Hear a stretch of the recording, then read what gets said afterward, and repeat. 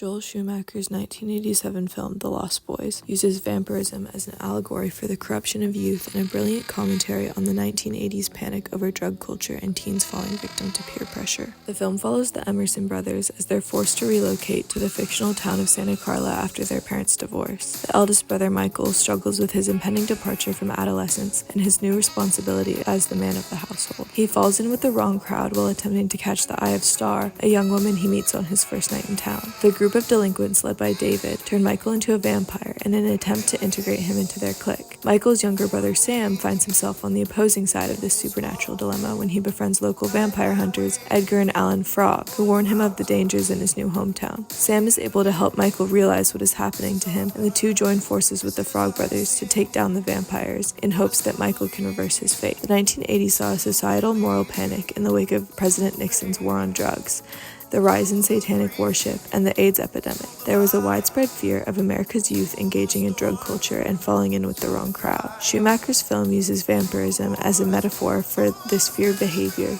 to explore themes of adolescence, peer pressure, and teen alienation. Michael. It's blood. In exploring these themes, Schumacher's fictional town of Santa Carla is built entirely for youths. The central setting is an oceanfront boardwalk with an amusement park as the vampires' prowling grounds, and a comic book shop serving as headquarters for the Frog brothers. The Lost Boys was filmed in Santa Cruz, California, which at the time held the title murder capital of the world due to rampant serial killers in the area. The excitement of the boardwalk merges with the homelessness, poverty, and high crime rates of the city to create an eerie feeling like you might find a freak around any corner. Adolescence is crucial to the film's narrative, and Schumacher finds ways to depict youth in nearly every aspect of the film, highlighting the punk counterculture of the time, portraying kids with dyed hair and mohawks, wearing leather bands and long coats in the California sun. Sam and the Frog brothers learn about vampires from comic books, ride bikes to battle, and fight them using water guns. If corrupted youth was society's worst fear at the time, then what a horror The Lost Boys proposed, introducing eternally corrupted youth, your child, in the form of a vampire. The youth in this film is so potent it nearly becomes consumable. The soundtrack, the costuming, Jim Morrison adoring the wall of the vampire's lair, and the witty pop culture references create a world seemingly devoid of adult influence. This is then further compounded by the absence of strong parental figures, which the film attributes to the hippie generation and resulting deterioration of the family dynamic. The Emerson's mother, Lucy, is incapable of providing any structure or discipline, and Mr. and Mrs. Frog are seen briefly high on cannabis as they leave their teenage sons to manage the comic book store. Hey, aren't we friends anymore? Sure. Sure. Does that mean, we are, or, We are.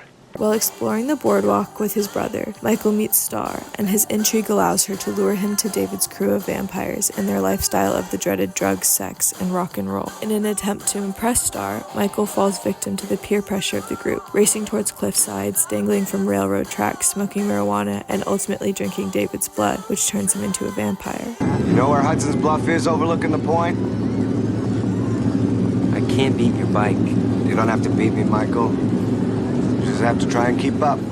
Michael's behavior begins to change. Sleeps all day, stays out all night, wears sunglasses in the house as he makes a new enemy in the form of sunlight. He changes his appearance to fit that of his new group, donning a leather jacket and getting his ears pierced. The film emphasizes these acts of teenage rebellion with its rock and roll soundtrack and deep red coloring, symbolizing the danger and evil accompanying them. Song choices such as Run DMC's Walk This Way provide a very literal addition to David's attempts to assimilate Michael into the group, a slow courtship of sorts that has some homosexual undertones. Let go!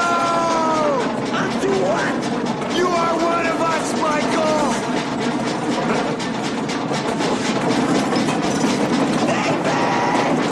Schumacher uses superimposition in select scenes with the iconic Cry Little Sister by Gerard McMahon to create a disorienting effect, simulating a sort of drug haze for the viewer. This particular pairing is used to highlight moments when Michael makes societally unacceptable decisions or gives in to peer pressure. While Michael falls victim to David's influence, Sam encounters the Frog brothers, who serve as the film's heroes. The Frog brothers represent a conservative American ideal, dedicating themselves to the battle against Santa Carla's supernatural inhabitants. This is just our cover.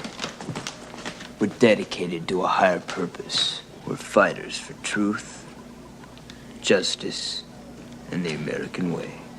Unlike David and his crew, the Frog Brothers operate during daylight hours, read comic books, make pop culture references, and ride around on bicycles. In juxtaposition to the punk rock appearance of the Vampire Clan, the brothers dress in camouflage, green military jackets, and war paint, implicating they're some sort of installation of the right-wing vigilante. Sam's discovery of Michael's transgressions leads him to enlist the Frog Brothers' help, and they begin their effort to take down the vampires. The final battle crowns our protagonist victorious and lifts Michael's undead curse, allowing him to step into his role as the man of his family. The American way prevails, and these lost boys will in fact grow up. This narrative did not end with the film, however. Schumacher's film sparked inspiration in later media pieces and their portrayal of vampires and similar themes of adolescence and corrupted youth. One example of this is Joss Whedon's Buffy the Vampire Slayer, which depicts a young girl who represents the American ideal as she fights the societal corruption of youth in the form of various supernatural creatures. Regardless of whether or not you agree with the narrative the film perpetuates, Joel Schumacher's The Lost Boys remains a cult classic and is definitely worth the watch, even if only for a good laugh.